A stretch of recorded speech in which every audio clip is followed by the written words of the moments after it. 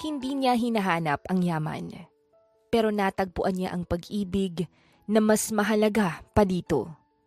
Hindi hinangad ni Annabel ang yaman na kayang ipagkaloob sa kanya ng ama. Pero dahil sa paghahanap nito sa kanya, ay natagpuan niya ang pag-ibig sa katauhan ng abogado nito. Animoy modelo sa commercial na umahon mula sa tubig si Annabel. Feel na feel niya pa ang paghagod ng mga kamay niya sa mahaba niyang buhok. Muli niyang inilubog ang sarili sa tubig para sana muling sumisid. Nang biglang may isang pares ng matitipunong braso ang nag-ahon sa kanya mula sa tubig. Bastos! Anong binabalak mo sa akin, ha? Mabilis niyang itinulak ang lalaki. Miss, I'm just trying to save you. Kumunot ang noon niya sa sinabi nito. Ano? Ililigtas mo ko? Bakit? Hindi ka ba nagpapakalunod? Nagpapatawa ka ba? Bakit naman ako magpapakalunod? Ano ako, broken-hearted? Natatawang tanong niya sa lalaki. At saka sino ka ba, mister? Anong ginagawa mo dito? So, hindi ka nagpapakamatay? Hindi nga. Sagutin mo nga yung tanong ko. Demand pa niya. Hindi naman maipinta ang mukha na sumagot ito. I'm Attorney Amiel Liwanag at nandito ako kasi hinahanap ko si Annabel Chua. Kaso nakita kita at akala ko nagpapakalunod ka. Nabasa tuloy ako. Napatingin siya sa katawan nito na bakat sa basang polong suot nito. Huwag mong pagnasaan yung katawan ko, miss. Nito. Mabilis na napaangat sa mukha nito ang tingin ni Annabel. Excuse me, hindi ako sa katawan mo nakatingin, Mr. Liwanag. Kailapan niya. Kahit totoo namang sa katawan nito siya nakatingin, kitang-kita niya kasi ang malapad at mamuscle nitong dibdib, pati na ang six-packed abs nito. Whatever, diyan ka na nga. Masungit na tinalikuran siya nito. Sayang lang yung oras ko. Paano ako haharap ngayon dito sa hinahanap ko? Narinig pa niyang sabi nito bago lumangoy papunta sa pangpang. Bago pa ito tuluyang makalayo, ay hinabol ito ni Annabel. Sandali! Ako yung hinahanap mo, attorney.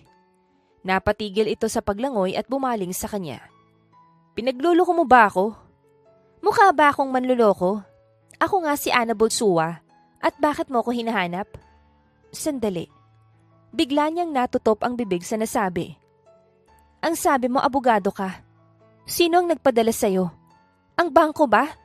Kukunin niyo na ba sa amin yung bahay? Ano bang pinagsasasabi mo? Hindi ako abogado ng bangko. Totoo ba na ikaw si Annabel Chua?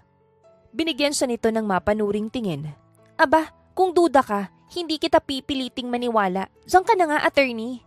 Nilagpasan niya ito, pero dahil nasa hanggang bewang na tubig lang sila, kitang-kita niya ang abs ng lalaking nagpakilalang abogado. Stop drooling at my body, miss. Masungit na sita nito sa kanya. Hoy, hindi ako sa katawan mo nakatingin, ano? Palusot pa niya at saka ito iniwan sa tubig. Hey, miss. Do you have proof? Ikaw ba talaga si Annabel Chua? Sinundan siya nito hanggang sa pangpang. Bakit ko kailangang patunayan sa iyo ang pagkakakilanlan ko? Di wag kang maniwala. Annabel, may naghahanap sa iyo. Sigaw ng kaibigan niyang si Tata. Patakbo itong lumapit sa kanya pero napahinto nang makita ang nasa likuran niya. Ay, may machong umahon sa dagat. Bulalas pa ni Tata. Sandali. Siya yung abogado raw na naghahanap sa iyo ah. Anong nangyari? Bakit basa siya? Anong ginawa mo kay attorney, friend? So, ikaw talaga si Annabel Chua? Tanong pa nito. Hinahanap mo ko. Bakit? Kunot noong bumaling siya dito. At ikaw naman, ang daldal mo talaga. Wala akong ginawa sa kanya, no? Siya tong bigla na lamang nangyayakap. Hindi kita niyakap. Akala ko kasi malulunod ka, kaya binuhat kita kanina. Nabasa tuloy yung damit ko. Sino ba kasing nagsabi sa'yo na nagpapakalunod ako, aber? Ngayon ka lang ba nakakita ng Diyos ang sumisisid sa dagat? Fine. It was just a mistake. I'm sorry. Pero hindi kita niyakap, okay? Ang defensive naman ni attorney. Panunukso pa ni Tata. Close lang. Umayos ka nga. Mamaya kasuhan ka niya ni. Mukha pa namang pikon. Bulong niya. Ako ba yung pinagbubulong-bulungan niyo? Hindi, no? Teka nga, ano bang kailangan mo sa akin? Ba't mo ako hinahanap? Wala naman siguro akong kaso, no? Hindi naman siguro krimen yung pagiging Diyosa. Ikaw na talaga, friend. Bilib talaga ako sa confidence mo. Hindi naman maipinta ang mukha ni Amiel. Pwede ba tayong mag-usap sa bahay niyo? May importante akong kailangang i-discuss. Ang serious mo naman, attorney. May bayad ba yung ngiti mo? Oo nga, malapit nang magdikit niyang kilay mo. Ngiti naman dyan kahit konti lang. Miss Chua, importante ang oras ko. Kaya pwede bang magpunta na tayo sa tinitirhan mo dito sa isla? Ngumiti ka na muna. What? Ang sabi ko ngumiti ka muna. Kapag hindi ka ngumiti, hindi ako makikipag-usap ng maayos sa'yo. At hindi rin kita isasama sa bahay ng lolo't lola ko. Fine. Pangit naman, halatang pilit. Pero okay na yan, tara na sa bahay. Aya pa niya sa lalaki. Pagdating sa bahay ng lolo at lola ni Annabel, ay sinalubong sila ng mga to. Gawa lang sa kahoy ang bahay nila pero maayos at malinis naman yon. Aba apo, sino yung lalaking kasama niyo? Bungad ng lolo Temyo ni Annabel. Abogado raw po. Magandang araw po, ako po si Attorney Amiel Liwanag. Abay, anong nangyarit? Bakit ka basa? Napagkamalan niya po kasi akong nalulunod, Lola. Kaya ayan, nagdive siya sa dagat nang wala sa oras. Naku, sandalit ikukuha kita ng pamalit mo ng damit. Saad ni Lola Elisa. Huwag na po kayong mag-abala, ayos lang po. May pamalit naman po ako sa kotse. Magpapalit na lang po ako pagkatapos ko kayong makausap. O sa abay, pumasok na tayo sa loob. Elisa, ipaghanda mo ng kape yung bisita natin. O sige, magtitimpla na ako. Ikaw naman, Annabel, magpalit ka na muna ng damit. Opo, Lola. Pagbalik ni Annabel sa munti nilang sala ay kausap na ni Amiel ang lolo at lola niya. Ano raw po yung sadya niya? Bakit niya ako hinahanap? Pinapahanap ka raw ng magaling mong ama. Galit na tonong sagot pa ni Lolo Temyo. Po, may tatay po pala ako. Akala ko po putok ako sa buho gaya ng mga sinasabi ng mga kaklase ko nun. Your father is Benjamin Chua. Nagkahiwalay sila ng nanay mo noon dahil ipinakasal siya sa kapwa Chinese na anak ng business partner ng mga magulang niya noon. Bakit ngayon niya lang ako pinapahanap? Because he is dying. Wala silang naging anak ng napangasawa niya. Kaya gusto niya, ikaw yung magmana ng kumpanya at lahat ng ari-arian niya. Nagulat naman si Annabel sa narinig. So kung walang taning yung buhay niya, hindi niya ako ipapahanap. Salubong ang kilay na tanong ng dalaga. Hindi naman sa ganun. Sinubukan ni Mr. Chua na kausapin noon ng nanay mo. Gusto niyang kilalanin at patirahin sa bahay niya. Pero hindi pumayag yung nanay mo hanggang sa tuluyan ka na niyang inilayo. Paliwanag ng abogado. Dahil nasaktan yung anak namin sa ginawa niyang pagpapakasal sa ibang babae, kaya hindi niya masisisi ang ina nitong si Annabel. Pero handa pong bumawi si Mr. Chua sa lahat ng pagkukulang niya kay Annabel. Kaya gusto niya po na doon na siya tumira sa Maynila. Naku friend, magiging Manila girl ka na, hindi na island girl, komento ni Tata. Che, sinabi ko ba na sasama ako sa kanya? Hindi naman, diba? Sabi ko nga Pag-isipan mo sana ng mabuti. Hihintayin ni Mr. Chua ang desisyon mo. Sa ngayon, ay sa hotel sa bayan kami nagsistay. Bumalik na kayo sa pinanggalingan nyo dahil hindi ako sasama sa inyo. Makakaalis ka na. Ay, hindi man lang pag-iisipan, friend. Ayaw mo bang makapunta at makapag-aral sa Maynila? Gusto mo ikaw yung sumama sa kanya, friend? Ito naman, tatahimik na nga. Narinig mo ang sinabi ng apo namin, iho. Kaya sabihin mo na lang sa amo mo ang pasya niya. Maghihintay pa rin po kami. Baka sakaling magbago yung isip niya. Aalis na po ako. Hindi na magbabago ang desisyon ko. Pahabol niya bago pa tuluyang makaalis ang abogado ng ama. Saglit na napahinto ito. Parang may gustong sabihin pero pagkaraan ng ilang segundo ay nagpatuloy na si Amiel sa pag-alis. Ilang araw na ang lumipas mula nang magpunta ang abogado ng kanyang ama. Kahit papano ay napapaisip si Annabel. Ang lalim naman yung iniisip mo, friend. Hulaan ko. Iniisip mo si Pogi, no? Yung tatay mo, no? Naisip ko lang. Kung ipinaglaban niya kaya noon si nanay, ano kaya yung naging buhay namin? Siguro hindi siya nagkasakit. At kasama pa rin namin siya hanggang ngayon. Malungkot na nagsulat siya sa buhangin. Kasalukuyan kasi silang nasa dalampasigan ni Tata sa mga oras na yun. Sa bagay, kaya lang gano'n naman talaga yung mga Chinese, 'di ba? Gusto ng mga magulang na sa kapwa Chinese din ipapakasal yung mga anak nila. Kahit na hindi naman nila mahal at hindi naman sila magiging masaya. Para kasi sa kanila, negosyo din yung pagpapakasal, friend. Ang dami mo namang alam sa Chinese. Kakapanood mo yan ng C-drama eh. Nagtawanan silang magkaibigan. Pero friend, ayaw mo bang bigyan ng chance na kilalanin yung tatay mo? Gusto, kaya lang nagdadalawang isip ako eh. Ayoko kasing iwan sina lolo't lola. Pwede mo naman silang isama. Sigurado akong hindi sila papayag. Hindi nila gusto yung pamumuhay sa Maynila. Mas gusto nila dito sa isla. Eh di bisitahin mo na lang sila. At saka nandito lang naman kami nila inang eh. Hindi naman namin sila pababayaan. Pagkakataon mo na rin kasi para makapag-aral. Pag-iisipan ko, panigurado kasing malulungkot ako dun. Bukod sa wala kayo dun, mukha pang masungit yung abogadong yun. Baka mamaya ganun din yung magaling kong tatay. Malay mo naman mabait yung tatay mo no. Nagustuhan nga siya ng nanay mo eh. Sa bagay, hindi naman siguro mai-inlove si nanay kung basura yung ugali ng tatay ko no. At saka kawawa naman siya. Baka gusto niyang bumawi kahit sa akin na lang, bago siya mawala sa mundo. Ibig bang sabihin yan, sasama ka na kay Pogi? Pag-iisipan ko pa rin no, halika na nga, baka dumating na yung mga isda sa pantalan. Tuwing umaga kasi ay naghihintay sila ng mga huling isda ng mga manging isda sa pantalan. Pagkatapos ay ibinibenta nila yon sa palengke. Kapag naubos naman yung paninda, ay nagpupunta ang magkaibigan sa resort doon sa isla para mag-sideline. Sa sumunod na araw ay muling nagpunta ang abogadong si Amiel sa bahay ni na Annabel. Nakapagdesisyon ka na ba? Seryosong tanong pa nito. Oo, may desisyon na ako. Ginaya niya ang tono ng pananalita nito kaya naman nagkasalubong ang kilay nito. Pinaglolo ko mo ba ako? Hindi. Ngumiti ka naman kasi. Ganyan ka ba talaga kaseryosong makipag-usap palagi? Hindi naman siguro ganyan yung tatay ko, no? See for yourself. Naghihintay lang siya sa'yo sa resort. Oo na, makikipagkita na ako sa kanya. Baka sabihin niya wala akong puso eh.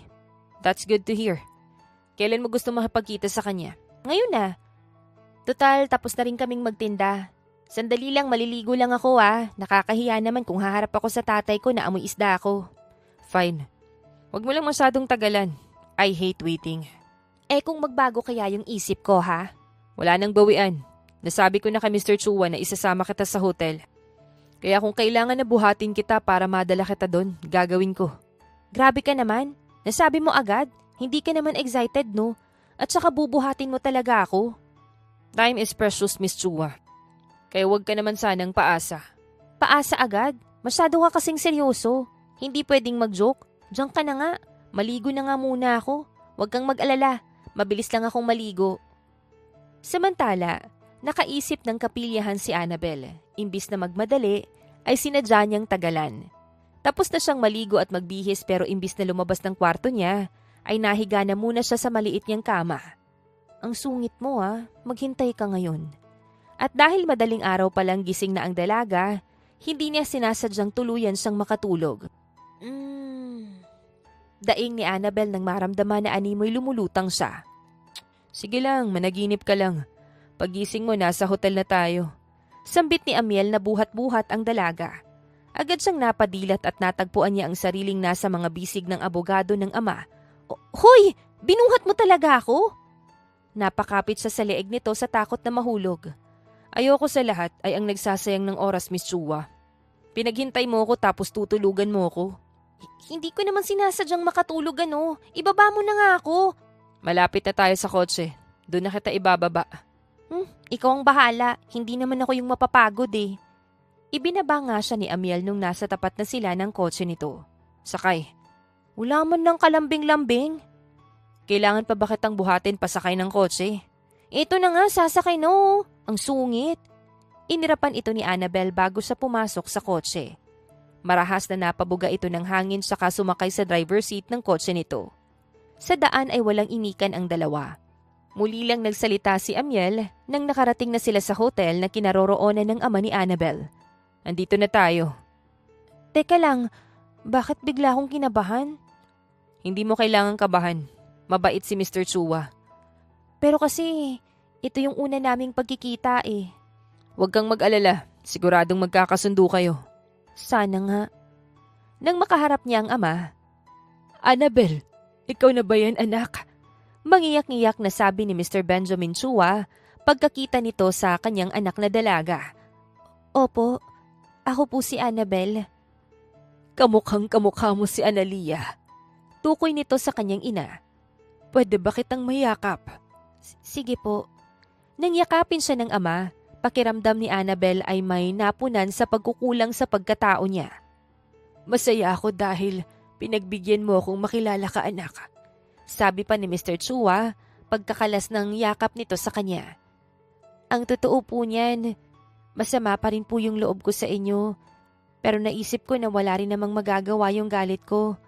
Matagal nang wala si nanay at saka masaya naman ako sa naging buhay ko eh. Kasama sina lolo't lola. Mukhang maganda ang pagpapalaki nila sa'yo. Sa totoo lang ay nanghihinayang ako na hindi ko na naabutang buhay yung nanay mo. Siya lang ang babaeng minahal ko. Pero hindi ko sa nagawang ipaglaban. Malungkot na sabi pa nito. Siguro nga kayo lang din yung lalaking minahal ni nanay. Kasi kahit maraming nanligaw sa kanya, ni isa wala po siyang sinagot. Nang mamatay ang babaeng pinakasalan ko, sinubukan ko kayong hanapin ang nanay mo. Pero nagkasakit naman ako. Kaya kinailangan kong magpabalik-balik sa ibang bansa para magpagamot. Ano po ba yung sakit niyo? I have lung cancer, Iha. Kung wala akong pera, baka hindi na ako tumagal ng 5 years matapos kong ma-diagnose. Walang kasiguraduhan kung hanggang kailan na lang ako mabubuhay. Kaya sana habang malakas pa ako, pumayag kang makasama pa kita anak. Hindi alam ni Annabel kung ano ang isasagot niya sa ama. Gusto sana ng daddy mo na sa kanya ka na tumira. Saad ni Attorney Amiel na bumasag sa katahimikang namagitan sa kanila. Ano? Paano naman sila lola? Hindi ko sila kayang iwan, matatanda na sila. Pwede mo silang isama sa Maynila anak. Welcome sila sa bahay ko dahil bahay mo na rin yun. Hindi po sila papayag na umalis sa isla. Dito na sila tumanda at wala silang interes na mamuhay sa Maynila. Pwede mo naman silang dalawin kahit anong oras mo gusto. May sariling eroplano at saka chopper yung daddy mo. Kaya pag-isipan mo muna ang tungkol dito, Miss Chua. Namangha siya sa sinabi ng gwapong abogado. Wow, may eroplano na may chopper pa ha. Baka meron ding barko. Hindi naman siguro kayo kontraktor ano? Biro pa niya. Actually, meron din siyang sariling barko't yate, pero hindi siya contractor. Sabi ni Amiel. Seryoso mo namang masyado, attorney. At saka, pumayag lang ako makipagkita. Wala naman akong sinabi na sasama ako sa inyo sa Maynila. Paglilinaw pa ni Annabel. Pero gusto ko sana na matutunan mong pamahalaan ang mga negosyo natin, anak. Po, ano naman pong malay ko sa pagpapatakbo ng negosyo? Vocational course lang po yung natapos ko. It doesn't matter, Iha. Pwede ka namang mag-aral, kaya mas maganda kung lilipat ka sa Maynila. Hindi naman kita pagbabawalang bumisita dito sa isla kahit kailan mo gusto. Ikaw lang ang nag-iisang pwedeng magmana sa lahat ng maiiwan ko kapag nawala na ako, anak. Kaya kailangan mong pag-aralan ang lahat. Pag-iisipan ko po muna, kasi wala naman po yan sa plano ko eh. Alanganing tugon ni Annabel sa ama. Pag-iisipan mo na naman? Oo, alangan namang payag lang ako ng payag, 'di ba? Tapos hindi ko naman pala mapapanindigan. Hindi pa tatalo na bumaling siya sa abogado. Naiintindihan ko, anak. Hindi kita mamadaliin. Alam ko naman na mahirap baguhin na lang bigla ang mga nakasanayan mo. Nakangiting sabi sa kanya ng ama. Salamat po. Mabuti pa kayo naiintindihan niyo ako. Hindi tulad nitong abogado niyo. Mabait naman itong si Amiel, Iha. Sadyang seryoso lang talaga. Loosen up a bit, attorney. Paano ka magkakanobya kung ganyan ka kasungit? Nako, good luck na lang kung magkaroon pa siya ng love life. Segunda niya sa ama. Lalo tuloy lumalim ang gatlasan noon ni Amiel. Ang mabuti pa, sabayan mo akong kumain, anak. Para makapagkwentuhan pa tayo, okay? Okay po. Pero kailangan ko pong makauwi bago maghapon. Hahanapin po kasi ako ni na Loli. Sige anak, huwag kang mag-alala. Ihahatid kita sa inyo mamaya. Gusto ko rin sanang makausap ang lolo at saka lola mo. Seryoso po kayo? Basta po ihanda niyo po yung sarili niyo kapag sinalubong kayo ni lolo ng itak ha. Alam niyo naman po na masama din yung loob niya sa inyo eh. Pananakot ni Annabel sa ama. Naiintindihan ko naman sila. Panahon na rin para makahingi ako sa kanila ng tawad na hindi ko nagawang ipaglaban ang anak nila noon. Malungkot na wika ni Mr. Chua. Pero ang mahalaga naman po ngayon ay handa na po kayong bumawi sa anak niyo, sir. Saad ni Amiel. Abogado nga talaga. May sinasabi ka ba, Miss Chua? Kunot noong napatingin ito sa kanya. Wala, attorney. Kumain na po tayo. Medyo nagugutom na po ako eh. Tamang-tama. Sabi nila masarap daw yung seafood nila dito sa hotel na to. Baling niya sa ama. Yun ba yung paborito mo? Pareho pala tayo. Sige, seafood platter ang orderin natin. Nauna nang maglakad palabas ng hotel room niya ang ama ni Annabel. Bago sumunod ay humarap na muna siya kay Amiel. May sakit ba talaga siya? Hindi naman sa mukhang may sakit eh. Curious na tanong niya dito. Pinagdududahan mo ba na nagpapanggap lang yung ama mo para pumayag kang makipagkita sa kanya? Hoy, wala akong iniisip na ganyan ano. Nagtatanong lang naman ako eh. Kasi mukha naman siyang malakas. Malaking tulong yung treatment niya sa kanya. Kaya nagagawa niya pa ring mabuhay ng normal sa kabila ng pagkakaroon niya ng cancer. Okay, sabi mo eh. Let's go, Miss Chua. Eto na nga, lalabas na oh. Feeling mo naman gusto kong masolo ka. Mas gugustuhin ko pang makipag-usap sa pader. Inirapan niya ito tsaka siya lumabas. Habang kumakain sila sa restaurant ng hotel, mas nakilala pa ng dalaga ang ama ngayon niya lang nakita. Kaya naman pagka-uwi niya ng bahay ay may nabuo na siyang desisyon. Pagkatapos makausap ng lolo't lola niya ang ama ni Annabel, siya naman ang kumausap sa mga to. Kung sigurado ka na dyan sa desisyon mo, apo, ay wala naman kaming magagawa kundi ang suportahan ka. Nakangiting sabi ng lola niya. Basta, kahit anong mangyari, nandito lang kami, apo. At wag na wag mong pababayaan yung sarili mo doon sa Maynila. Ipangako mong hindi ka magpapaapi na kahit kanino. Sigunda naman ng lolo Temyo niya. Aba syempre naman lolo, palaban yata itong apo nyo. Pero kayo din po ni lola Huwag niyong pababayaan yung mga sarili nyo. At pangako po na palagi akong bibisita dito sa isla. Mamimiss ko po kayo ng sobra. Niyakap niya ang abuelo at abuela niya. Sige na't mag-impake ka na. Baka dumating na si attorney para sunduin ka, apo. Opo, lola. Konti lang po yung damit na dadalhin ko po. Para madaling mag-asabalutan kung sakali. Biro pa niya. Ngunit ang totoo ay kinakabahan talaga ang dalaga sa pwede niyang harapin sa Maynila. Kinahapunan ng araw na yon ay dumating si Attorney Amiel para sunduin siya. Nauna na sa Maynila ang ama niya, kaya silang dalawa na lang ng binata ang magbabiyahe. Ingat, friend na. Alam kong gwapo ang abogado ng daddy mo ha, pero wag kang marupok. Nanlaki ang mga mata niya sa sinabi ng kaibigang si Tata. Tantanan mo nga ako, Tata. Makukurot kita nang wala sa oras eh. Sa dami ng lalaki sa Maynila, sa lalaking pinaglihi sa sama ng loob mo pa talaga ako itutukso. Inirapan ni Annabel ang kaibigan. Biro lang, sige na, hinihintay ka na ng Prince Charming mo. Ng gwapong abogado ng tatay mo. Basta susulat ka ha. Ang luma naman, chat at video call na lang pala tayo. Naiiling na lang siya sa kakulitan ng kaibigan niya. Sige na, bye na. Baka bumuga pa ng apo yung dragon. Tukoy niya kay Amiel na hindi maipinta ang mukha habang naghihintay sa kanya sa loob ng kotse. Mag-iingat kayo, apo. Kumaway ang Lola Elisa niya mula sa bahay. Opo, Lola. Bye po. Aalis na po ako. Bago pa tayo magkaiyakan dito. Ikaw na munang bahala kina lolo't lola ha. Pahabol na bili niya kay Tata. Oo, hindi namin sila pababayaan. Pagsaka niya sa kotse ay halos magdikit na ang kilay ni Amiel. Ang tagal niyo namang magpaalam para namang hindi na kayo magkikita ulit. Grabe ka naman. Siyempre ngayon lang ako mawawalay sa kanila, no? Whatever. Mag-seatbelt ka. Ito na po, ang sungit. Habang papalayo ang sinasakyan nila ay hindi mapigilan ni Annabel na lumingon sa pinanggalingan nila. Hindi na pwedeng magbago yung isip mo. Parinig pa sa kanya ni Amiel.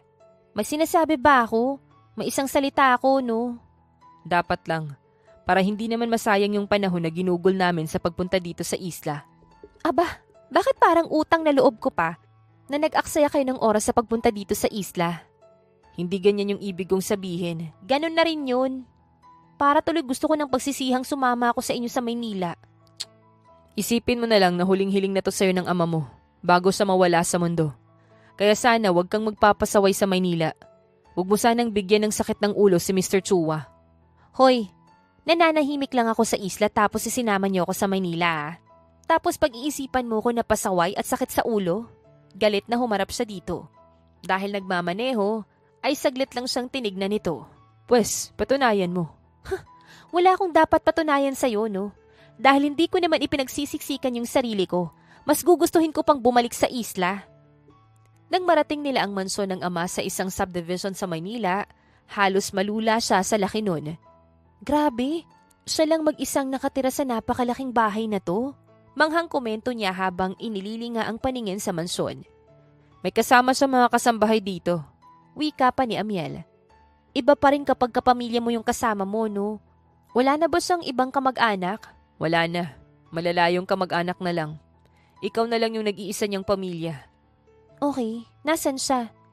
Nasa study room. Ihahatid na muna kita sa magiging kwarto mo para makapagpahinga ka. Okay, ang cold mo naman. Wala bang warm welcome dyan? What do you mean by that? Gusto mo bang yakapin kita? Para makaramdam ka ng warm welcome? Hoy, wala akong sinabing ganyan ano. Saan ba yung kwarto ko? Halika sa taas. Bit-bit ang mga bag niya na umakyat ito sa ingranding hagdan ng mansyon. Nagmamadaling sumunod sa kay Amiel sa takot na maligaw. Nauntog pa siya sa likod nito nang bigla itong huminto. Aray naman, bakit bigla-bigla kang humihinto? Doon yung kwarto ng daddy mo. Itinuro nito ang isang kwarto sa kanan. Okay. Doon naman yung sa akin. Kung may kailangan ka, kumato ka lang. Dito ka rin nakatira? Gulat na tanong niya. Oo, kaya matututukan ko ang pagtuturo sa'yo. Anong ituturo mo sa akin? Lahat ng dapat mong matutunan. Pumasok ka na. Kapag may kailangan ka, sabihin mo lang sa akin. Sige, salamat. Pagpasok niya sa kwarto ay nalula siya sa laki. Wow, parang kasing laki na to ng bahay namin sa isla. Ako lang talagang matutulog dito. Nilingon niya si Amiel na inilapag ang mga gamit niya sa ibabaw ng malaking kama. Of course, alangan namang tabihan kita. As if naman gusto kitang katabi, no? Magpahinga ka na. Ipapatawag na lang kita kapag kakain na. Okay, salamat Mr. Sungit. Nakita niyang kunot noong napatingin si Amiel sa kanya bago ito lumabas ng kwarto niya. Ay, good luck na lang sa akin.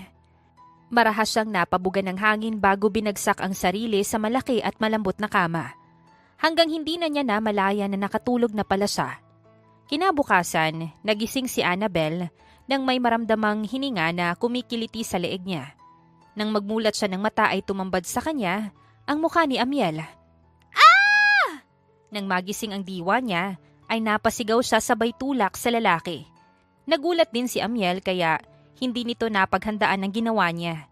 Kaya napaupo ito sa sahig. Hey! Bakit ka nanunulak? Anong binabalak mo, ha? Gigisingin lang kita. Gigisingin? Dapat ganun talaga kalapit sa akin. Kailangan kong lumapit ng ganun para siguraduhin kung humihinga ka pa.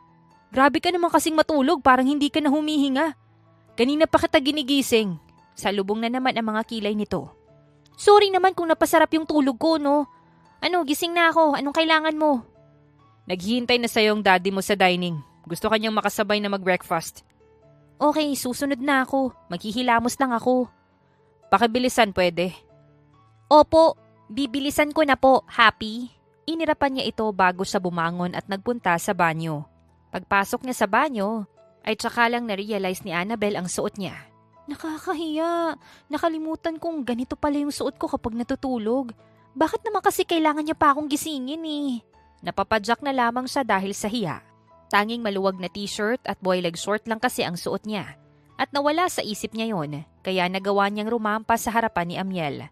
Nang humarap tuloy siya sa hapag ay hiyang-hiya siyang tumingin sa gawin nito. Mukhang napagod ka sa biyahe kahapon, anak. Bungad ni Mr. Tsuwa kay Annabel. Hindi naman po. Napakasarap lang po talaga ng tulog ko. Ang lambot po kasi ng kama. Kumain na po tayo. Pasensya na po kung pinaghintay ko po kayo. Ayos lang yun, anak. Hindi ko alam kung anong gusto mong kainin kaya nagpaluto na ako ng mga yan. Wow! May tuyo! Daing at tinapa. Mukhang mapaparami po ako ng kain. Ayos lang po ba kung magkakamay ako? Excited na paalam pa niya.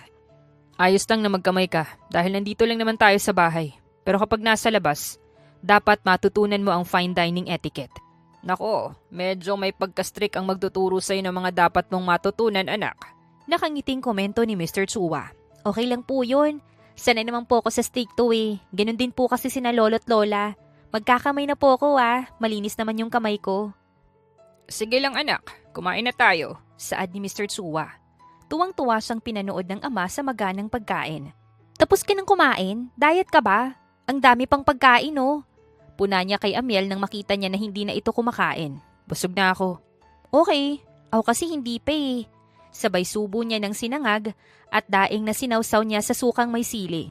Mabuti po may ganitong pagkain dito, no? Akala ko hotdog, bacon at corned beef lang yung inaalmusal ng mga mayayaman. Kumakain naman ako ng mga ganyang pagkain paminsan-minsan anak. Pero ngayon ay pinaluto ko talaga mga yan para sa'yo. Salamat, nakakahiya naman po. It's okay anak. Kapag may gusto ka pa sabihin mo lang sa akin. Feel at home. Nakangiting sabi ng kanyang ama. Salamat po. Pagkatapos kumain ay hindi na napigilang dumighay ng malakas ni Annabel sa sobrang kabusugan. Oops, pasensya na po. Natakpan niya ang bibig niya. Ayos lang anak. Mas gusto ko na maging natural ka sa harapan ko. Thank you po. Akala ko po ay masungit ka. Hindi naman pala. Mas masungit pa sa inyong abogado niyo. Binulong niya ang huling sinabi. Ano yun? Ang sabi ko tapos na akong kumain. Ninitian niya ito. Magpahinga ka na muna anak. Mamaya ay ililibot kita sa buong bahay. Ipapakilala din kita sa mga kasama natin dito sa bahay. Sige po. Ano po bang itatawag ko sa inyo? Ikaw ang bahala anak, kung saan ka komportable. Pwede po bang Itay na lang? Sure anak. Sige po Itay. Pagkatapos nilang mag-almusal ay nagpahinga na muna silang sandali. Bago siya inilibot ng ama at ni Amiel sa buong bahay. Nakilala niya rin ang mga kasama nila sa mansyon. Wow! Ang laki naman ng swimming pool nyo. Natin anak, lahat ng meron ako, sa'yo na rin. Walang magmamana ng lahat ng ito kundi ikaw. Pwede mong gamitin ang pool anumang oras. Para naman hindi mo masyadong mamiss ang paglangoy. Naku, gustong-gusto ko po yan. At saka nakita ko po yung garden nyo. Pwede po ba akong mangialam doon? Sure, Iha. You can do whatever you want. Pero mapagbibigyan mo ba ako kung gugustuhin ko na matutunan mo ang pasikot-sikot sa kumpanya? Sige po. Basta po, pagtsatsagaan niyo po yung pagtuturo sa akin At saka gusto ko po sanang mula sa mababang posisyon na po muna ako. That's good to hear, anak. Huwag kang mag-alala dahil willing itong si Amiel na itrain ka sa lahat ng dapat mong matutunan. Tutulungan ka rin niyang mag-enroll sa online class sa college. Pwede mong i-take yung kahit na anong course na gusto mo. Talaga po? Kahit na anong course? Kahit po hindi related sa pagpapatakbo ng kumpanya? Oo naman anak, si Amiel na ang bahalang umalalay sa'yo. Hindi ba iho? Yes sir, ako na pong bahala sa anak niyo. Para namang labag sa loob niya. Bulong pa ni Annabel. Ano yon anak? Wala po Itay. Ang sabi ko lang po mukhang ma-enjoy ko po yung pag-e-explore dito sa Maynila. Sana lang po hindi mapagod itong si Attorney Amiel sa pagtuturo sa akin. Gagawin ko po ang makakaya ko para matrain siya ng maayos sir. Imbis na si Annabel ang kausapin, kay Mr. Chua ito humarap. Good luck na lang sa'yo. Bulong niya pa ulit. Salamat, iho. Ipagkakatiwala ko sa'yo ang lahat. Huwag ka lang masyadong istrikto para naman hindi matakot sa'yo itong si Annabel. Natatawang biro pa ni Mr. Chua. Mukhang wala po sa bukabularyo ng anak niyo yun, sir. Well, wala po talaga akong kinatatakutan, Tay. Kaya bring it on po. Sabay ngiti niya sa mga to lalo na sa seryosong si Amiel. Sa mga sumunod na araw ay sinimula ni Amiel ang pagtuturo kay Annabel. Inisa-isa niyang i-discuss sa dalaga ang mga departamento ng kumpanya. Sigurado ka ba na gusto mong simulan ng mababang pwesto? Naniniguradong tanong sa kanya ni Amiel. Sinabi niya kasi sa binata na gusto niyang makita kung paanong nag-ooperate ang kumpanya nila mula sa ibaba. Opo, siguradong sigurado. Para naman alam ko kung paanong tumatakbo ang kumpanya mula sa ibaba. Dapat nga sa production na muna. Kaso ang sabi mo, dito sa opisina na tayo magsimula. Okay, kung yan yung gusto mo. Magsimula tayo sa HR. Magiging office staff ka sa araw na ito. Okay, let's get it on. Cheer niya sa sarili. Nginitian niya si Amiel pero tinignan lang siya nito ng seryoso. Wala man lang bang good luck dyan? Halika na, sayang ang oras. Ang sungit talaga. Dito sa HR department muna kita iiwan ngayon. Pag-aralan mo mga ginagawa nila dito. Iiwan mo ko dito? Alangan namang bantayan kita dito. Sabi ko nga eh. Sige na, pupunta na ako sa office ng daddy mo. Ibibigay ko sa iyo ang number ko. Tawagan mo na lang ako kapag nagkaproblema ka. Bilin pa nito sa kanya. Okay, papasok na ako sa loob. Dun sa bakanting cubicle yung pwesto ko, no? Yes. Ang head na ng HR ang bahala sa'yo. Naibili na kita sa kanya. Salamat! Go ahead. Grabe, hindi ba siya marunong umiti? Nakakaloka si attorney. Palatak niya tsaka siya pumasok sa loob ng HR department. Pagpasok ni Annabel ay pinagtitinginan siya ng mga empleyadong naroon. Good morning! Nakangiting bati niya sa lahat habang nauupo siya sa cubicle niya. May mga empleyado na gumanti ng bati sa kanya. Meron din namang deadma lang pero ipinagkibit balikat na lang niya yon.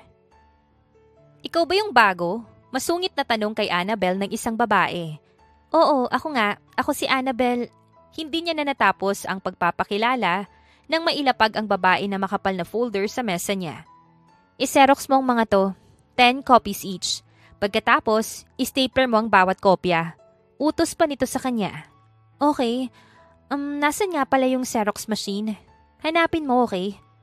Sabi ko nga ako nang bahala. Tumayo siya at binitbit ang makapal na folder. Sandali, pakibili na rin kami ng kape. Ito yung pera at listahan ng kape Inabot nito sa kanya ang isang papel ng pera. Bilisan mo, okay? Ayoko ng malamig na kape. Pahabol pa nito bago maarting naglakad paalis. Ha? Pinigilan lang ni Annabel ang sarili na kumprontahin ng babae. Ginawa niya ang utos sa kanya ng babaeng taga-HR. Pero hindi niya akalain na hanggang sa mga sumunod na araw, ay uutusan pa rin siya ng babae na nalaman niyang Chloe pala ang pangalan. Assistant ito ng HR manager. Annabel, nasan yung mga inutos ko sa'yo na i-print at Xerox mo? At saka yung kape na pinabili ko? Namewang si Chloe sa harapan ng cubicle niya. Pasensya na, inuna ko na muna kasi itong pina-encode sa akin Malapit na akong matapos, sandali na lang to. Napapiksi siya nang biglang hampasin ng babae ang mesa niya. Unahin mo yung inutos ko sa'yo. Kabago-bago mo, pinapainit mo yung ulo ko. Nagbilang siya sa isipan para pakalmahin ang sarili. Ngunit naputol ang tisi ng pagtitimpi niya sa sunod na ginawa ni Chloe. Ang sabi ko, unahin mo yung iniutos ko sa'yo. Napasinghap siya nang patayin nito ang computer niya. Bakit mo pinatay yung computer ko? Hindi ko pa nasisave yung ginagawa ko Hindi niya na napigilan ang pagtaas ng boses. Sinisigawan mo ba ako? Hindi makapaniwalang react nito. Pasensya na, pero hindi kasi tama yung ginawa mo. Pinaghirapan kong mag-encode tapos uulit na naman ako. Sana kasi inuna mo muna yung inutos ko sa'yo, diba? Bakit kasi sa akin mo pinapagawa yung trabaho mo? Ano? Kilala mo ba kung sino ako, ha? Gusto mo bang mawalan ng trabaho? Napangisi siya sa sinabi nito. Pinagtatawanan mo ba ako? Hindi sana kita papatulan pero sumusobra ka na. Ano? How dare you? Gusto mo ba talagang masisante? Nang gagalaiting anito. Miss Chloe, kilala kita. At alam ko na assistant ka ng HR manager. Kaya alam ko rin na trabaho mo itong mga pinapasa mo sa akin.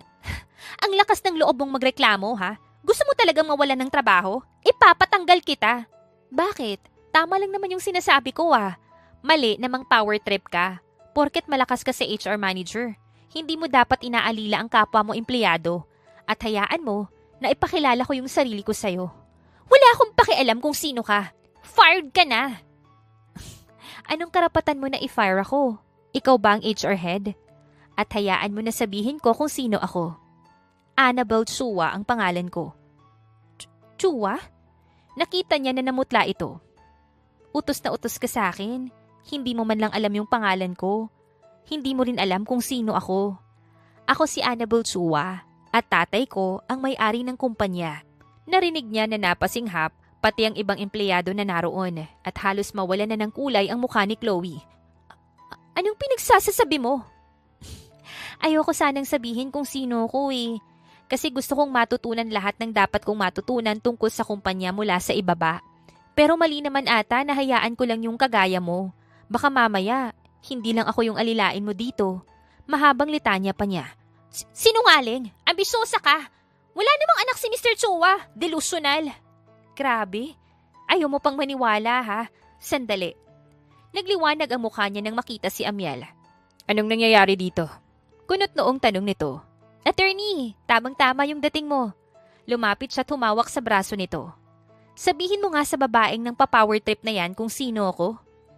So, totoo yung nakarating sa akin na may empleyadong umaabuso ng koneksyon niya sa manager? Oo, at siya yun. Itinuro niya ang lalong namutla na si Chloe. Palalampasin ko na nga sana siya eh. Kaso sumusobra na siya. Ipinapasa niya sa ibang trabaho niya. Tapos ang demanding pa niya.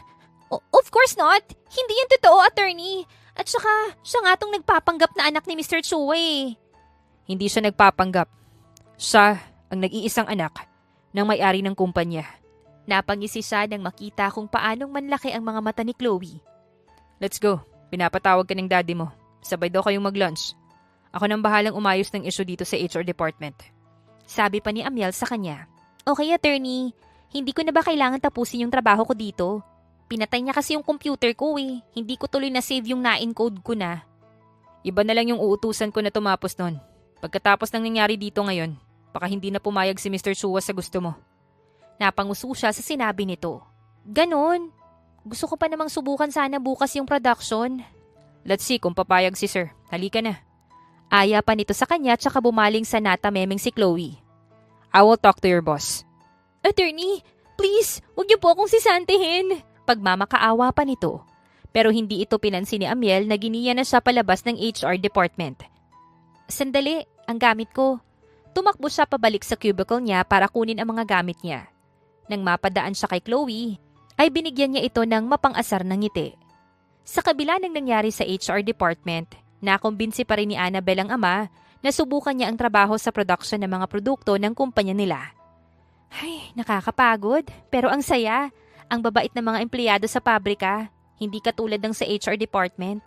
Anya habang nagiinat. Kakatapos lang ni Annabel tumulong sa production ng ilang produkto ng kumpanya nila. Hindi katulad sa unang trabahong sinubukan niya, nag-enjoy siyang magtrabaho kasama ang mga simpleng manggagawa. Siguro naman pwede na kitang itrain sa totoong magiging posisyon mo sa kumpanya. Ay, masungit na abogado! Bulalas niya nang bigla na lamang itong sumulpot sa likuran niya. Wala ka na bang pupuntahan? Umuwi na tayo. Nagugulat ka na naman oh. At saka, hindi ba nangangalay ang mukha mo sa kakasimangot? Bakit? May nakakatuwa ba sa sinabi mo? Yung sinabi ko na masungit ka. Totoo naman eh. Sige na nga, para hindi kita tawaging masungit, pagbibigyan mo ba yung request ko? Request? Oo, may request ako. Namimiss ko na kasing kumain ng alimango eh. Pwede ba tayong bumili sa palengke? Bakit ka pa bibili ng alimango sa palengke? Pwede ka namang kumain sa seafood restaurant. Ayoko nun. Gusto ko yung fresh para ako yung magluluto. Gusto ko kasi yung ginataan na may kalabasa at sitaw. Fine, dadaan tayo sa wet market. Tuwang-tuwa na napapalakpak siya sa sinabi nito. Ayan, thank you. Nung isang araw pa kasi ako natatakam kumain ng ginataang alimango eh. Babaeng alimango yung bilhin mo ha. Bili niya pa dito habang naglalakad sila papunta sa kotse. What? Paano ka naman malalaman kung babae yun? Babae ang alimango kapag malapad at mabilog yung tiyan. Fine, itatanong ko na lang sa tindera. Sige, excited na ako. Umiling na napasunod na lang sa kanya si Amiel. Nang makarating sila sa wet market, ay hindi na siya pinababa pa ng kotse ni Amiel. Ayaw niyang samahan ko siya. Bahala siya. Sana lang talaga tama yung mabili niya. Sambit niya habang naghihintay sa kotse. Maya-maya, anong nangyari?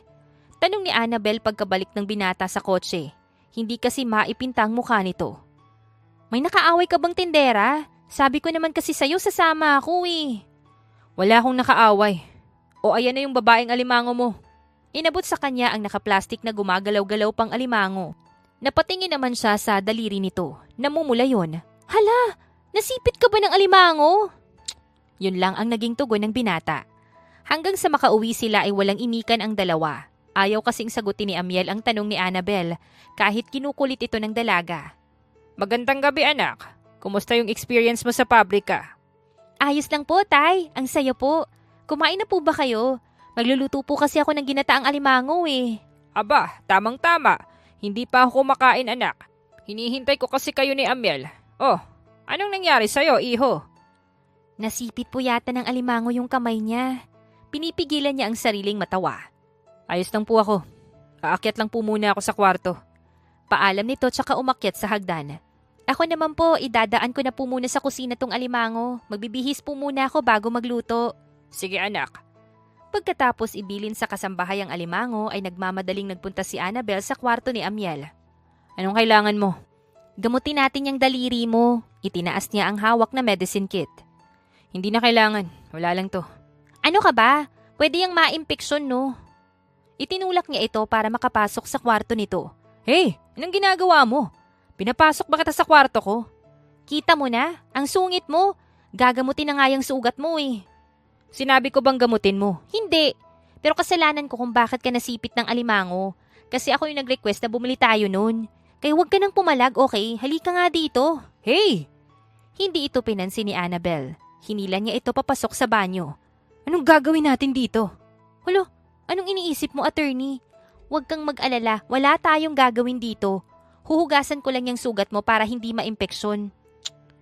Hinayaan nilang siya nito. Itinapat niya sa gripo ang daliri nito na nasipit ng alimango. Pagkatapos ay sinabon niya ito bago banlawan. Ayan, mabuti na lang tumigil na agad yung pagdurugo nito. At saka medyo maliit lang naman yung sugat. Lalagyan ko na lang ng antibiotic cream bago lagyan ng bandage. Habang abala si Annabel sa ginagawa ay hindi niya napansin na titig na sa kanya si Amiel. Tapos na, quits na tayo ah. Sige, maiwan na kita dito. Iluluto ko pa yung alimango na sumipit sa iyo eh. Salamat. Walang anuman. Nginitian niya ito bago siya lumabas ng banyo at kwarto nito. Dumiretso si Annabel sa kusina para gataan yung alimango na binili nila. Saktong tapos na siyang maghain nang magpunta sa dining ang ama at si Amiel. Mukhang masarap tong niluto mo, anak ah. Mapapadami yata yung kain namin nito ni Amiel. Komento ni Mr. Chua. Ako rin po, Tay. Mukhang mapapataob ko yung kaldero ng kanin. Namiss ko po talaga ang ginataang alimango eh. Kumain na po tayo. Manang, kainin niyo na rin po yung natira. Para sa inyong lahat po yun. Baling niya sa mga kasambahay. Sige po, ma'am. Salamat po. Walang anuman po. Kain na tayo. Okay lang po ba kung magkakamay ako ulit? Of course, Iha. You can be yourself here in our house, okay? Nakangiting saad ng kanyang ama. Okay po. Salamat, Itay. Kain na po kayo. Marunong naman po kayong kumain ng alimango, no? Oo naman, anak. Paborito din ito ng mama mo. Kaya madalas kaming kumain ito noon. Wow, kaya naman pala favorite ko rin to. Nagsimula na siyang maganang kumain. Pero napahinto siya nang makita niya na nahihirapang kumain si Amiel dahil sa nakabandage nitong daliri. Kailangan mo ba ng tulong? No, I can manage. Ano ka ba? Hirap na hirap ka no. Tutulungan na kita. Malinis naman tong kamay ko, huwag kang mag-alala. Tututol pa sana ito pero wala nang nagawa nang kunin niya ang alimango sa plato nito at buksan niya. Ayan, mataba at malaman yung nabili mong alimango. Kain na. Nginitian niya ito pero nag-iwas naman ito ng tingin sa kanya. Salamat. Napakasarap nga nitong niluto mo, anak. Salamat po, Itay. Kain pa po kayo.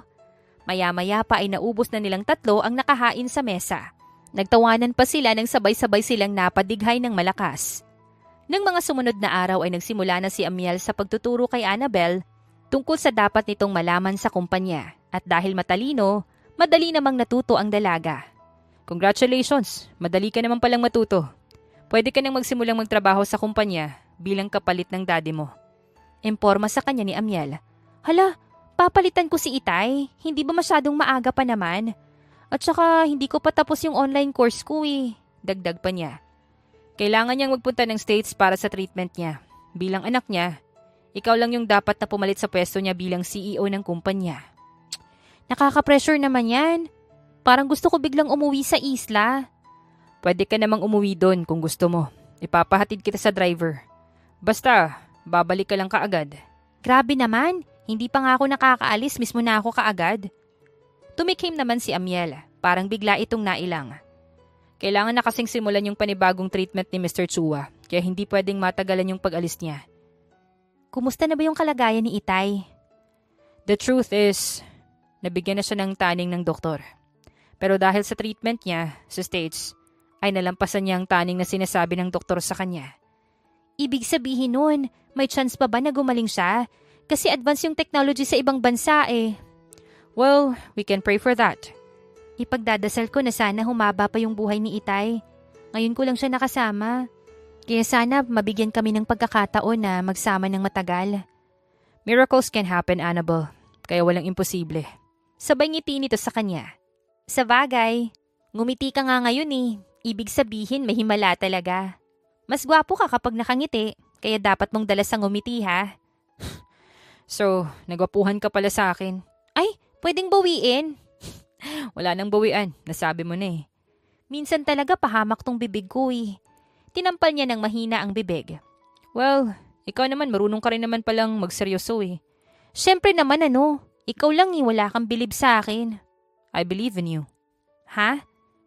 Naniniwala ako na kaya mong pamahalaan ng kumpanya. Ngumiti ulit ito kaya naman halos malaglag ang panga niya. Wow! Ngumiti siya ulit. Manghang react pa niya. Yeah, mahal yung ngiti ko, kaya maswerte ka. Biro pa nito. At marunong ka din palang mag-joke. Amiel, liwanag ha. Ibig bang sabihin yan, hindi mo na ako susungitan? Hindi na. Kasi sa mga araw na itinitrain kita, nakita ko kung anong klaseng tao ka. Bakit? Ano ba yung tingin mo sa akin nung una?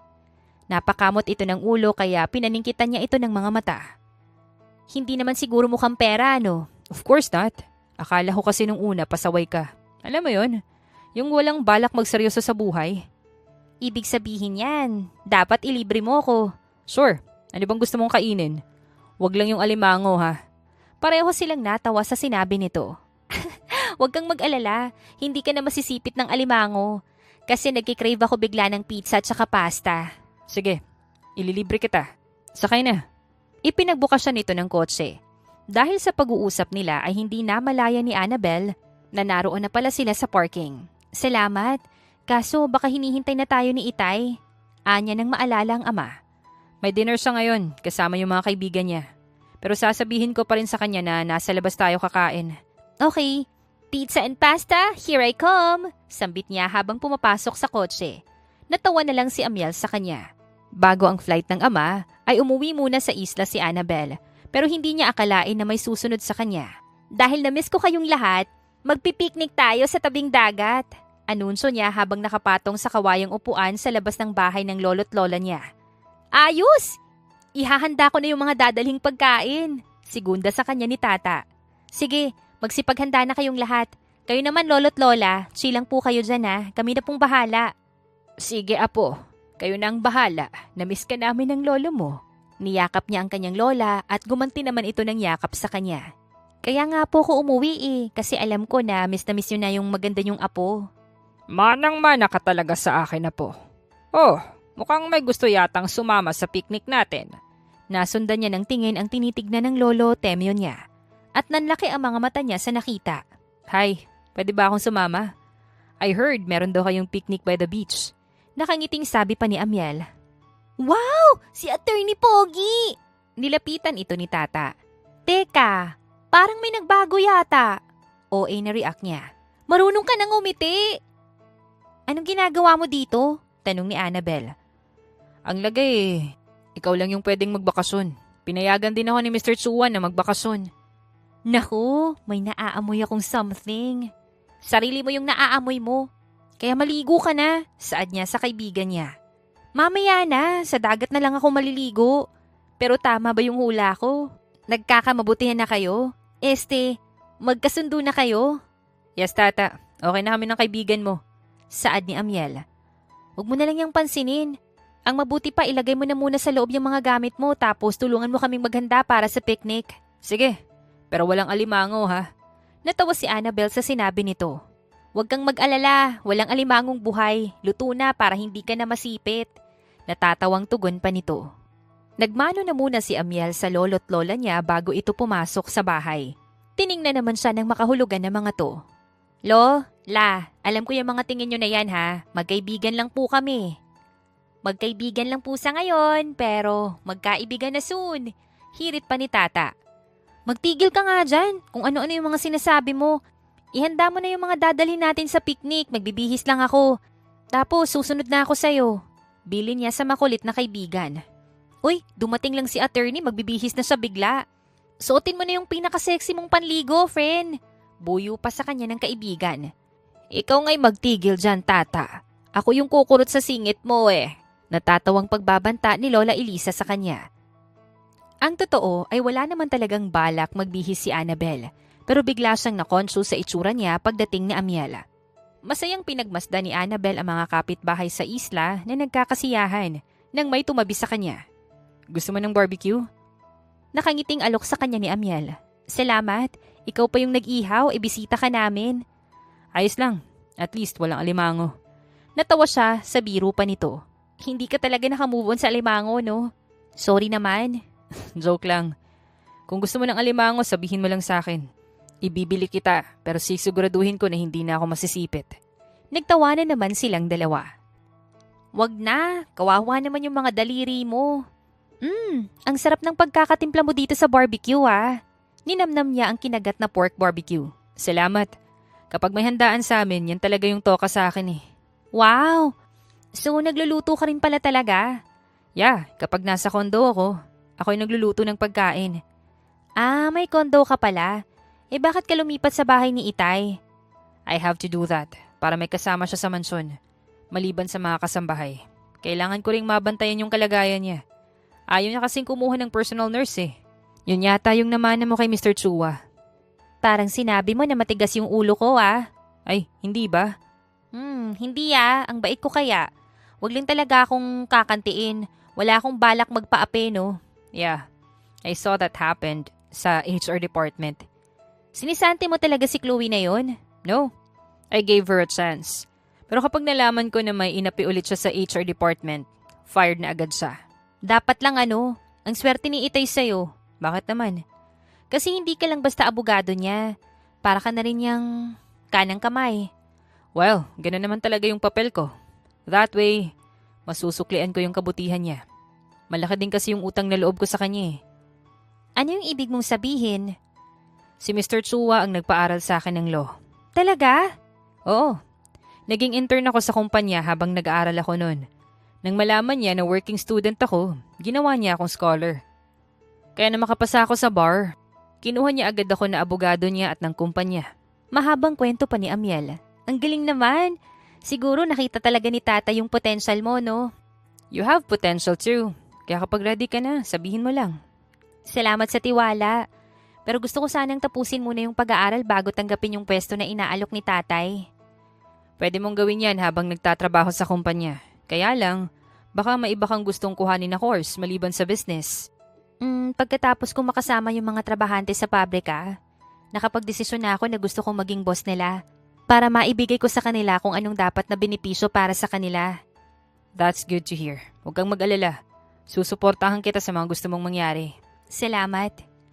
Sinuklian niya ito ng matamis na ngiti pero kumunot ang noo niya nang tumawa ito. Pinagtatawanan mo ba ako? Oo, I mean hindi. Kasi naman ang dungis mong kumain eh. Natigilan si Annabel sa ginawa nito. Gamit ang kamay nito ay pinunasan ni Amiel ang gilid ng labi niya. Pakiramdam tuloy niya ay pulang-pula ang nagiinit niyang pisngi. May barbecue ka rin sa ngipin. Ngiti-ngiti na sabi pa nito. Itinakip naman niya ang kamay sa bibig habang inaalis ang tinga sa ngipin. Ayan, wala na ba? Sorry naman, ang sarap kasi nitong barbecue eh. Sinisi mo pa talaga yung barbecue. Nang aasar ka ba? Mang-aasar pa lang. Napatili siya ng bigla siya nitong buhatin at dalhin sa dagat. Amiel, ano ba? Ay, wow! Sana all may bumubuhat! Sigaw ni Tata mula sa kinaroroonan nito. Nang gabing yon ay nag-enjoy sila kasama ang mga taga-isla. Ayaw mang aminin ng dalaga sa sarili, pero ramdam niya na may nagbago sa kanila ni Amiel. Ngunit di inaasahan ni Annabel kung ano ang madadatnan niya sa Maynila pagbalik nila. Kababalik lang natin pero parang namiss ko na agad yung isla. Sambit ni Annabel. Sabi ko naman sa'yo pwede kang magpaiwan dun. Unfair naman kung magpapaiwan ako tapos ikaw babalik na sa trabaho. Sinabi ko naman sa'yo na ayos lang kahit na magstay ka pa ng ilang araw dun. Ayos lang yun. Pwede naman akong bumalik dun eh. Ha? Itay? Napatingin din si Amiel kay Mr. Chua na naroon pala sa sala pero hindi ito nag-iisa. Good evening, sir. Bati dito ni Amiel. Good evening din, attorney. Ganting bati nito kay Amiel. Tamang-tama ang dating nyo. May gusto sana akong ipakilala sa'yo, anak. Napatingin si Annabel sa lalaking kasama ng ama. Sino po siya, Tay?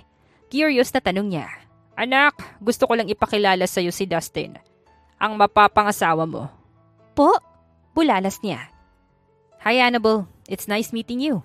Lumapit ito sa kanya at nilahad ang kamay.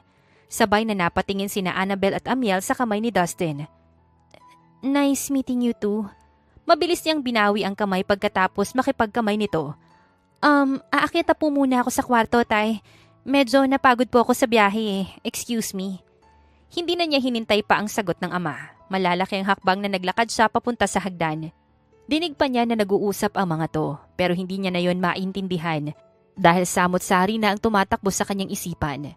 Ilang minutong tulala si Annabel sa kwarto niya. Parang ayaw niyang lumabas dahil hindi niya alam kung paanong haharapin ang ama. Pero alam niya na hindi niya ito maiiwasan, kaya siya na mismo ang nagpunta sa study room para kausapin ito. Pwede ko po ba kayong maistorbo, Tay? Tanong niya matapos kumatok ng 3 beses. Pumasok ka anak, Tugon ni Mr. Chua. Maupo ka anak. Salamat po. Pasensya ka na kung nabigla kita kanina sa sinabi ko anak. Apologetic na saad pa nito. Ang totoo po, nashock po talaga ako eh. At wag niyo po sanang ikagagalit yung itatanong ko sa inyo. Ano ba yun anak? Hinanap niyo lang po ba ako at ipatrain kay Amiel para ipakasal ako dun sa Dusty na yon? Anak, hindi. Matagal na kitang hinahanap. Nagdesisyon lang akong ipakasal ka kay Dustin para masiguro na magiging okay ka kapag nawala na ako. Sigurado po ba kayo na magiging okay ako kapag nakasal ako sa lalaking hindi ko naman kilala? Malaki ang maitutulong sa'yo ni Dustin sa negosyo anak. Isa pa, kilala ko ang pamilya niya, kaya alam ko na maaalagaan ka nila. Chua ang apelido ko, pero hindi ko po niyayakap yung pagiging Chinese ko, Tay. Ayoko pong sumunod sa tradisyon ng arranged marriage. Hindi po kayo naging masaya at nawala sa inyo si inay nun. Kaya bakit gusto niyong matulad ako sa inyo? Sorry po, pero sana hindi niyo na lang po ako hinanap. Pagkatapos sabihin yon ay nagmamadali siyang tumakbo palabas ng study room. Annabel! Anak! Hindi niya na pinakinggan ng ama. Gamit ang mga kamay ay pinahid niya ang mga luhang nag-uunahan sa pag-agos sa mga mata niya. Ouch! Hawak ang noo, nadaing niya nang mauntog siya sa matigas na bagay. Ayos ka lang? Tanong ni Amiel. Sa dibdib pala nito siya nauntog. Okay lang ako. Babalik na ako sa isla. Mas gugustuhin ko pa doon kesa itulad ako ni Itay sa kanya. Nilampasan ito ni Annabel at tumakbo siya pabalik sa kwarto niya para mag-empake. Habang nag-iempake siya ay pumasok sa kwarto niya si Amiel. Hey, aalis ka talaga? Tanong nito sa kanya. Ay hindi, kaya nag-iempake ako 'di ba? Mabuti na lang talaga konti lang yung dinala kong damit. Paano tayo? Natigilan siya sa sinabi nito. Walang tayo, Amiel. Madramang sabi niya. Char, anong paano tayo? Huwag mo nga akong gino-joke time, attorney. Pwede mo ba akong ihatid sa sakayan ng bus? I'm serious, Annabel. I like you.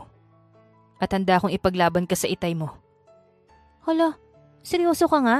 Sumimangot si Amiel dahil sa reaksyon niya. Mukha ba akong nagjo-joke? Ang totoo niyan, gusto din kita eh. Pag-amin pa niya. Pero sa ngayon, magulo pa yung utak ko sa sitwasyon.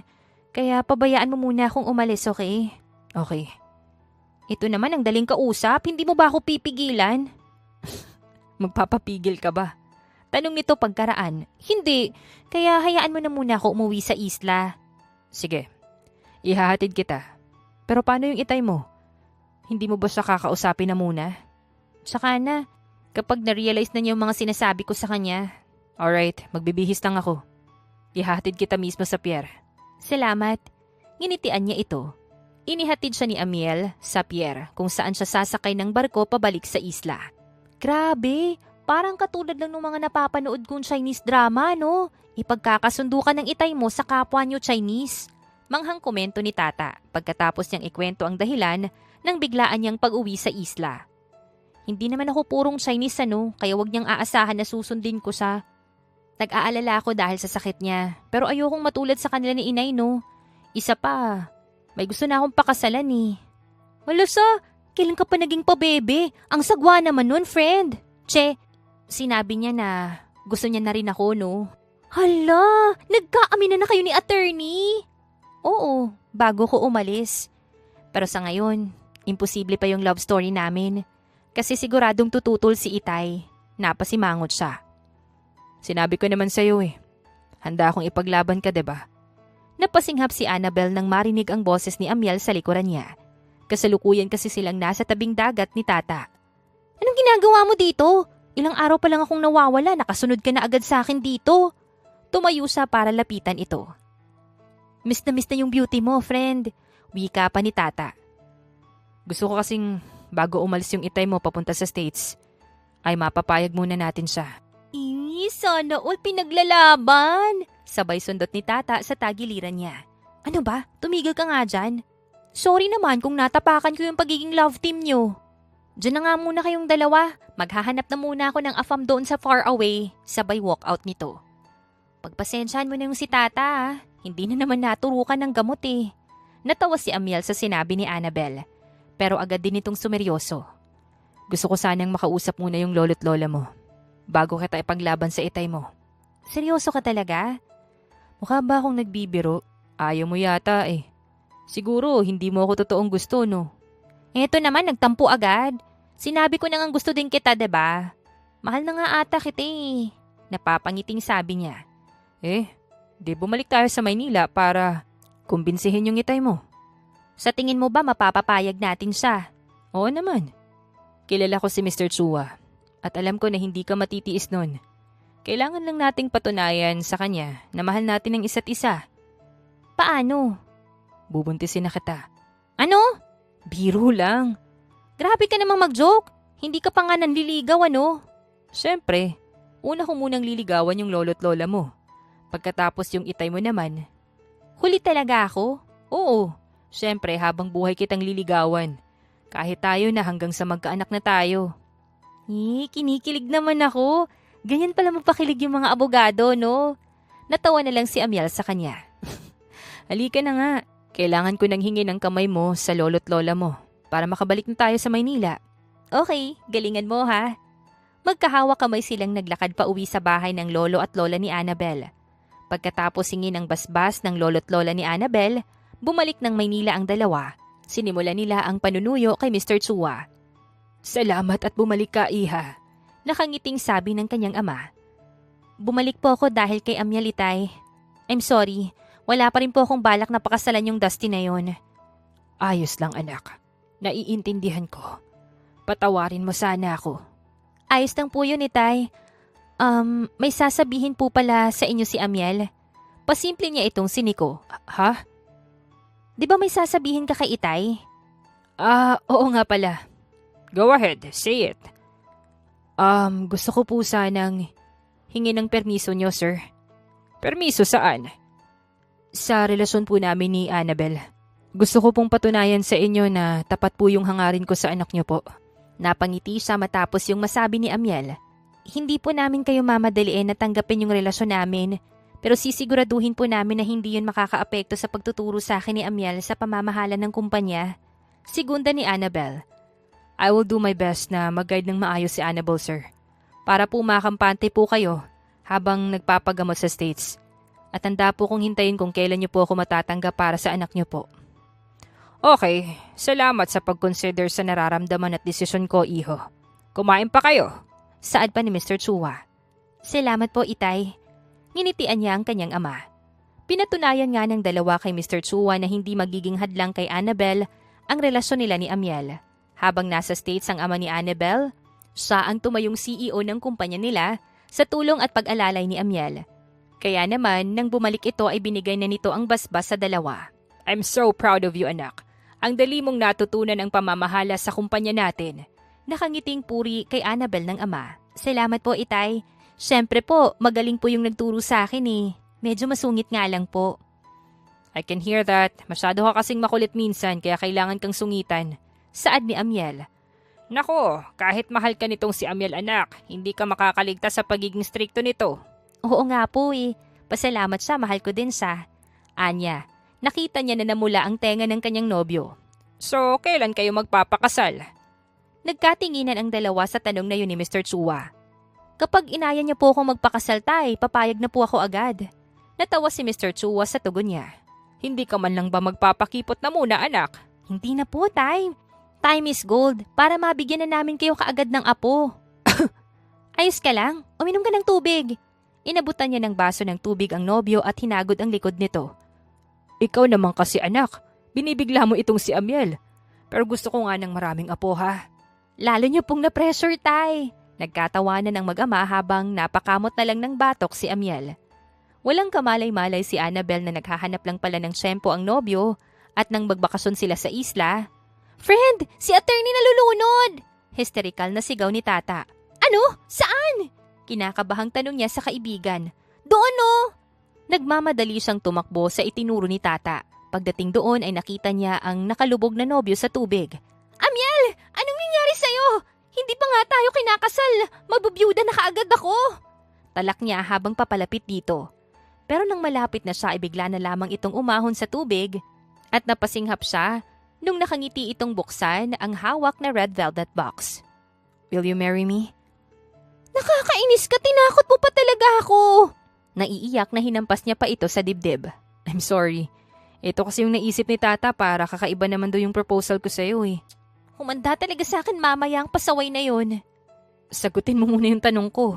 Siyempre yes na yes, ano? Pinunas ni Amiel ang mga luhang naglanda sa pisngi niya. Gamit ang mga kamay nito, tsaka nito isinuot sa daliri niya ang singsing. I love you so much, Annabel. I love you so much more, Amiel. Nang haggan siya nito ay buong puso niya itong tinugunan. Makalipas ang ilang buwan, ay ikinasal sa isla sina Annabel at Amiel. At pagkaraan ng 1 taon ay binigyan sila ng triplets na anak. Grabe, tama nga yung parents mo no, may lahi kayong kambal. Nakangiting pinagmamasdan ni Annabel ang mga anak mula sa labas ng nursery. Hindi nga ako makapaniwala nung nagpa-ultrasound tayo eh. Naisip ko nga na madali nating mapagbigyan yung hiling ng itay mo na maraming apo. Biro pa ni Amiel na nakaalalay sa kanya. 3 araw pa lang kasi mula ng manganak si Annabel at nagpumilit lamang siya sa asawa na gusto niyang makita ang triplets. Grabe ka ha. Sa susunod na magbubuntis ako, kambal ulit. Hindi naman. Siyempre, kung ano lang yung ipagkaloob ng Diyos sa atin. Napapikit siya nang halikan siya nito sa noo. Thank you. At mas lalo kitang minamahal. So, ipagluluto mo ako ng ginataang alimango? Nakangising tanong niya sa asawa. Pwede bang si Manang na lang yung magluto para siguradong masarap? Napapakamot sa ulong sabi ni Amiel. Biro lang. Pasalamat ka, kakapanganak mo pa lang. Humanda ka sa akin kapag pwede na. Amiel nga! Bumalik na tayo sa kwarto. Kailangan mo pang magpahinga. Napaka-caring talaga ng asawa ko, kaya mahal na mahal kita eh. Mas mahal kita. Oo na. Pagkalabas ng ospital ay sa mansyon umuwi si na Annabel. Bumubuti na ang lagay ng itay niya, pero sila pa rin ni Amiel ang nagpapatakbo ng kumpanya. Para makapagpahinga na ito, paminsan-minsan naman ay umuuwi sila ng isla, kaya lumaking sanay sa pamumuhay sa isla ang mga anak nila. At dito na nga po nagtatapos ang kwentong pag-ibig ni Annabel at Amiel. Naway kayo po ay kinilig, natuwa, at may natutunan sa kwentong ating napagsaluhan ngayong araw. Muli po ay maraming salamat sa inyong walang sawang pagsuporta at pakikinig. Hanggang sa susunod po, abangan pa rin po ang mga kwentong puno ng aral, pagmamahal at inspirasyon. Siyempre dito pa rin po yan sa inyong inaabangang Dear Jan.